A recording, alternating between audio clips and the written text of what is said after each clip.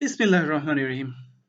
IELTS reading will not be difficult after this video. এই ভিডিওর পরে IELTS reading আপনার কাছে ডিফিকাল্ট মনে হবে না। আজকে আমরা তিনটা জিনিস নিয়ে কথা বলবো, প্ল্যানিং, ম্যাপিং এবং ট্রিমিং। এই তিনটা কিভাবে রিডিং এ অ্যাপ্লাই করবেন, এর সাথে কথা বলবো আমরা স্ক্যানিং এবং স্কিমিং নিয়ে। So this is class number 2। আমরা ট্রিক্স নিয়ে এর আগে আরেকটা ক্লাস করেছি, সেটা 1 আওয়ারের একটা ক্লাস। সেখানে আমরা কোনটা প্রশ্নের আগে কোনটা আনসার করবেন, কিভাবে 60 মিনিটে কভার করবেন সব আনসার, সেটা নিয়ে আমরা বিস্তারিত ফুল অফ ট্রিক্স এবং ট্রিপস নিয়ে কথা বলেছি সেই ভিডিওতে। আপনারা যদি সেই ক্লাসটা না করে থাকেন, আপনি প্লেলিস্টে গেলে সেই ক্লাসটা পেয়ে যাবেন এবং সেই ক্লাসটা করে নেবেন। তাহলে আমরা শুরু করি। প্ল্যানিং নিয়ে আমরা শুরু করব। প্ল্যানিংটাকে আমরা দুই ভাবে ভাগ করেছি। একটা হচ্ছে time planning. So time planning দেখেন, আমাদের রিডিং টেস্ট কয় মিনিটে হয়? মূলত 40 কোশ্চেন থাকে এবং 60 মিনিট আমাদের টাইম থাকে। অর্থাৎ 40টা আপনার কোশ্চেন দেবে এবং 60 মিনিট আপনার সময় থাকবে, এবং 40টা কোশ্চেন যে থাকছে সেটা কয় ভাগে ভাগ থাকছে? তিনটা প্যাসেজে, প্যাসেজ 1, 2 এবং 3 তে। প্যাসেজ 1 এ আপনি 13টা কোশ্চেন পাবেন, প্যাসেজ 2 তেও 13টা কোশ্চেন এবং প্যাসেজ 3 তে 14টা কোশ্চেন। এবং প্রতিটা কোশ্চেন অর্থাৎ 40টা যেহেতু কোশ্চেন, প্রতিটা কোশ্চেনের জন্য আপনি সময় পাচ্ছেন 1.5 মিনিট। তাহলে প্রতিটা কোশ্চেনে আপনি 1.5 মিনিট দিতে পারবেন, এটা সর্বোচ্চ। যত দ্রুত আপনি শেষ করতে পারবেন সেটা আপনার জন্য বেটার। তাহলে দেখুন, এখানে আমরা যেই প্ল্যানটা করেছি, প্যাসেজ 1 আপনার জন্য 15 মিনিট আমরা নির্ধারণ করেছি। অর্থাৎ প্যাসেজ 1 যদি আপনি 13টা কোশ্চেন 15 মিনিটে আনসার করতে পারেন, তাহলে আপনার জন্য 7.5 স্কোর করে খুবই সহজ হয়ে যাবে। 15 মিনিট কেন, 1.5 দিয়ে যদি গুণ করি 13টা কোশ্চেনকে, দেখা যাচ্ছে এখানে 20 মিনিটের কাছাকাছি চলে আসতেছে। কেন আমরা 15 মিনিট বলছি?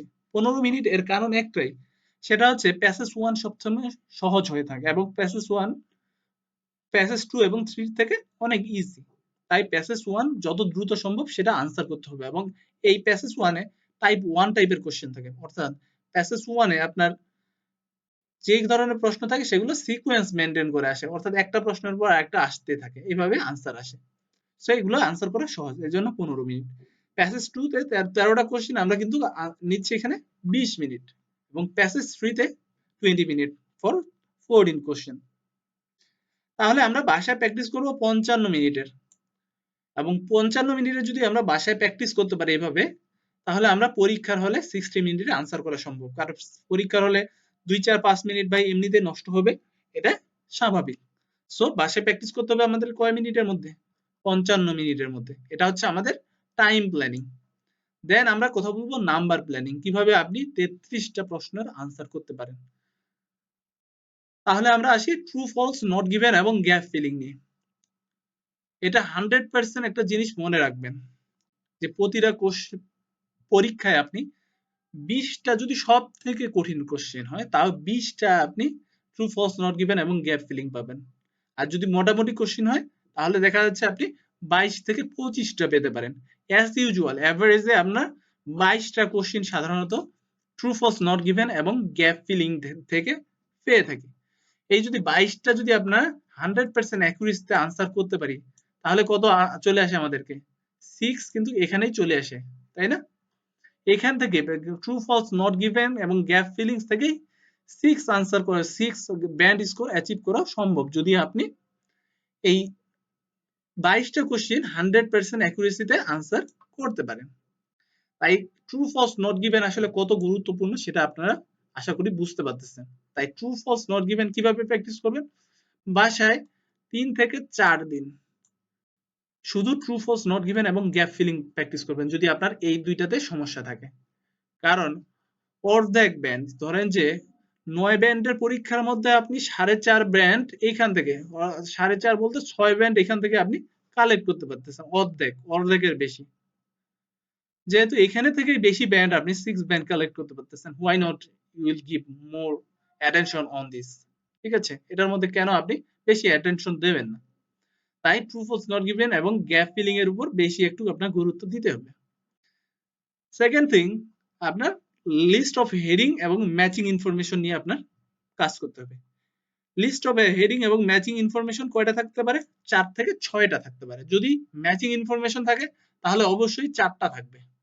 আর লিস্ট অফ হেডিং 4টা থেকে 6টা, যে কোনো কিছুই থাকতে পারে। এখানে যদি ম্যাচিং ইনফরমেশন থাকে, matching information list of heading এর থেকে অনেক সহজ। এখানে 4টার মধ্যে 3টা আনসার করা ইজিলি পসিবল। আর এখানে 5টা বা 6টা থেকে 3টা আনসার কেন হবে না? অবশ্যই যদি প্র্যাকটিস করেন হবে। অ্যাজ ইউজুয়াল যেটা বলছিলাম, লিস্ট অফ হেডিং ম্যাচিং ইনফরমেশনে যদি আপনার বেশি সমস্যা থাকে, আপনি 3-4 দিন শুধু ম্যাচিং ইনফরমেশন এবং লিস্ট অফ হেডিং নিয়ে পড়ে থাকেন। যত ক্যামব্রিজের যত লিস্ট অফ হেডিং আছে, ম্যাচিং আছে, সব করে ফেলেন। তাহলে আপনার দেখবেন যে খুব র্যাপিডলি আপনার ইমপ্রুভ হচ্ছে। দেন আমরা কথা বলবো চুজ টু লেটার এবং লিস্ট অফ নেম নিয়ে। ট্রু ফলস নট গিভেন এবং গ্যাপ ফিলিং এর পরে সব থেকে সহজ প্রশ্ন প্যাটার্ন হচ্ছে চুজ টু লেটার এবং list of name. Choose two letter যদি থাকে, এটা সিকোয়েন্স মেনটেন করে প্রশ্ন আনসার হবে, ঠিক আছে? সেকশন ডি থেকে একটা আনসার হতে পারে, সেকশন ই থেকে পরে 2টার আনসার হবে, এই হিসেবে সিকোয়েন্স মেনটেন করবে। এবং লিস্ট অফ নেমও বের করা সহজ। এখানে 4টা কোশ্চেন থাকে অ্যাজ ইউজুয়াল, ঠিক আছে? 4টার মধ্যে 3টা আনসার আপনাকে পারার খুবই ট্রাই করতে হবে। 3টা আনসার যদি পারেন তাহলে আপনার জন্য বেটার। ম্যাচিং ইনফরমেশন দেখেন, ম্যাচিং স্টেটমেন্ট বা হচ্ছে ম্যাচিং সেন্টেন্স, দুইটা হিসাবে থাকতে পারে। এখানে 4টা কোশ্চেন এজ ইউজুয়াল থাকে, 4টার মধ্যে 2টা আনসার আপনি করবেন, অর্থাৎ অর্ধেক 50% আনসার। আর এমসিকিউ থেকে 5টা কোশ্চেন থাকে। এমসিকিউ টিপস এবং ট্রিক্স গুলো যদি জানেন তাহলে 3টা কোশ্চেনের আনসার করা সহজ, খুব একটা কঠিন না। এই হিসাবে যদি আপনি আনসার করতে পারেন তাহলে আপনি 33 অর্থাৎ ব্যান্ড 7 আনসার আপনি কারেক্ট করতে পারেন। ব্যান্ড 7 আপনি 7.5 আপনি পাবেন। আর আপনার যদি 6 প্রয়োজন, 6.5, তাহলে আপনার সবথেকে বেশি গুরুত্ব কোনটাতে দিতে হবে? True false not given, choose true letter, এগুলাতে এমসিকিউ, এগুলাতে একটু গুরুত্ব দিয়ে আপনার কাজ আগাইতে হবে। এখানে যদি আপনি 100% কারেক্ট করতে পারেন, এখানে ধরেন যে 22টা করলেন, এখান থেকে 18টা বাকি থাকে, 18টার মধ্যে ওই 8টা হবে না, এটা কোনো কথা? 8টা সম্ভব না? অবশ্যই সম্ভব ভাই। 8টা পারলে ভাই 7 হয়ে যায়। 8টা পারলে এখানে 22টা আর 8টা 7 হয়ে যাবে, 30টা হয়ে যায়, 7 ব্যান্ড স্কোর হয়ে যায়। আপনি যদি 5টা পারেন, ঠিক আছে, 5টা যদি পারেন তাহলে 6.5 হয়।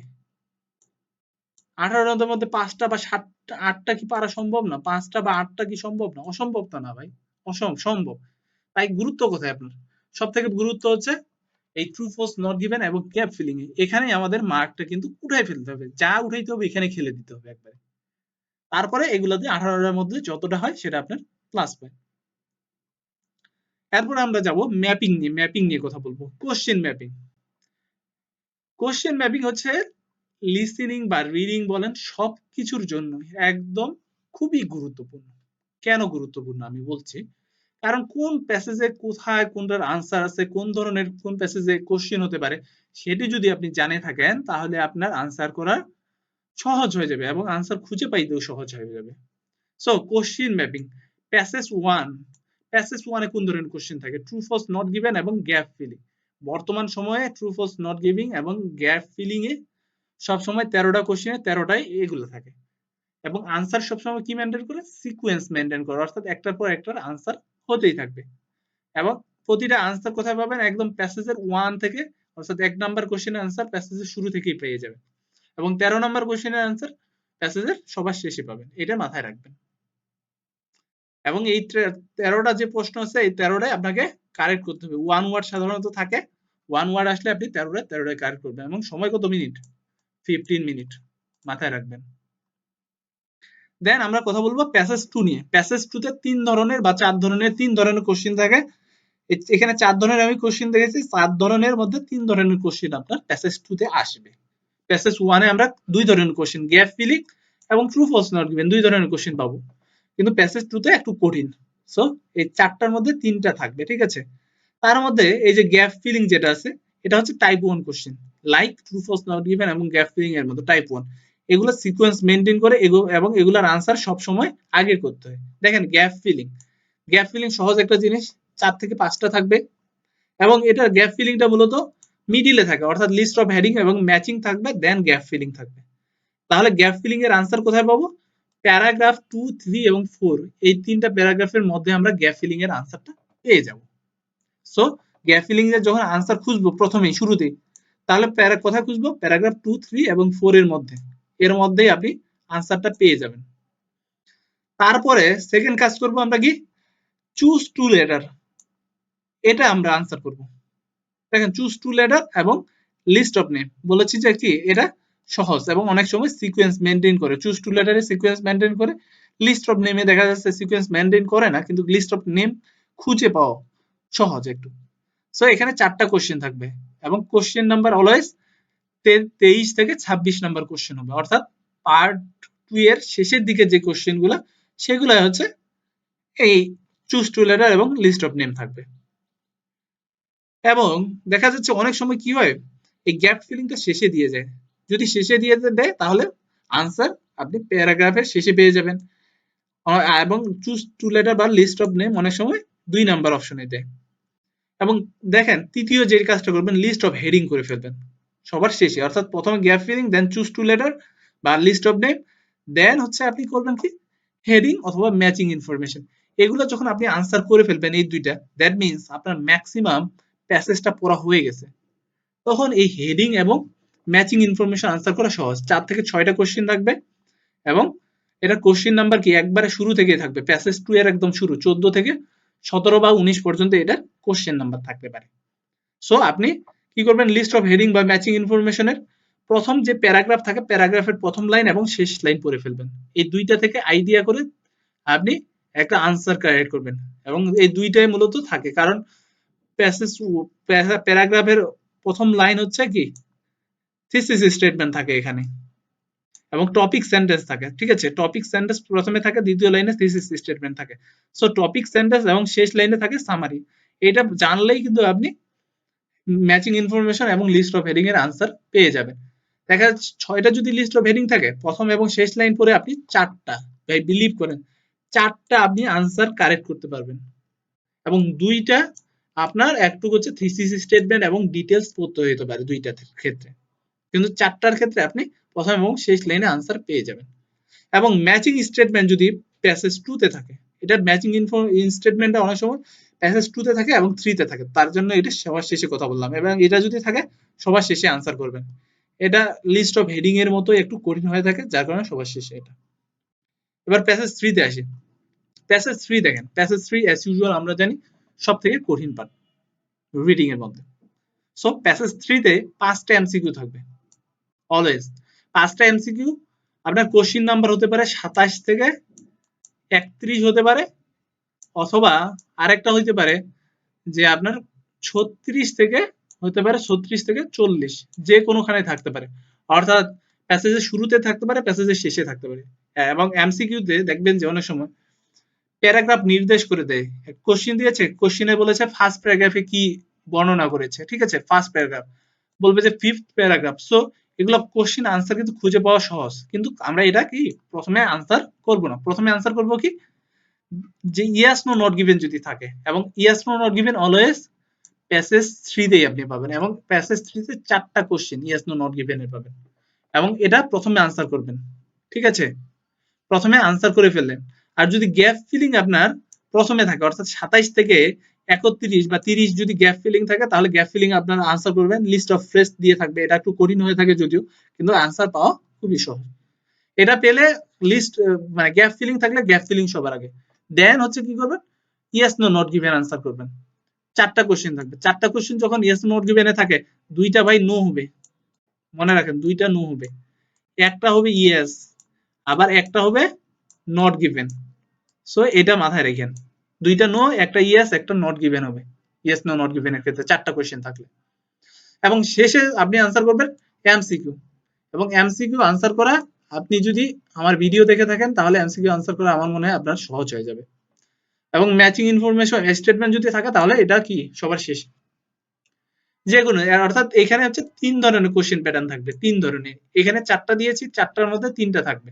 সাধারণত এই উপরে 3টাই থাকে। ম্যাচিং স্টেটমেন্ট যদি থাকে তাহলে এখানে 3টার মধ্যে একটা এলিমিনেট হবে, অর্থাৎ এই 2টার মধ্যে একটা এলিমিনেট হবে।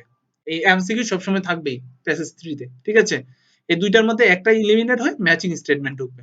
আবার যদি এখানে প্যাসেজ 2 তে 4টা কোশ্চেন প্যাটার্ন দিয়েছেন, 4টা কোশ্চেনের মধ্যে আবার আপনার ম্যাচিং স্টেটমেন্ট কখন থাকতে পারে, এই 2টার মধ্যে যখন একটা এলিমিনেট হয়, ঠিক আছে, তখন ম্যাচিং স্টেটমেন্ট আসে। লিস্ট অফ হেডিং এবং ম্যাচিং ইনফরমেশন অলওয়েজ একটা থাকবেই। এটা নিয়ে আপনি কনসার্ন থাকেন এবং এটা আপনি ভালোভাবে একটু গুরুত্ব দিয়ে পড়তে হবে। শেষে আমরা কথা বলি ট্রিমিং টেকনিক নিয়ে। ট্রিমিং এর সাথে আমরা কথা বলবো স্ক্যানিং এবং স্কিমিং নিয়ে। What is scanning? Scan means scan করা, কোনো কিছু স্ক্যান করা বলি না, স্ক্যান করে দেয় এটা।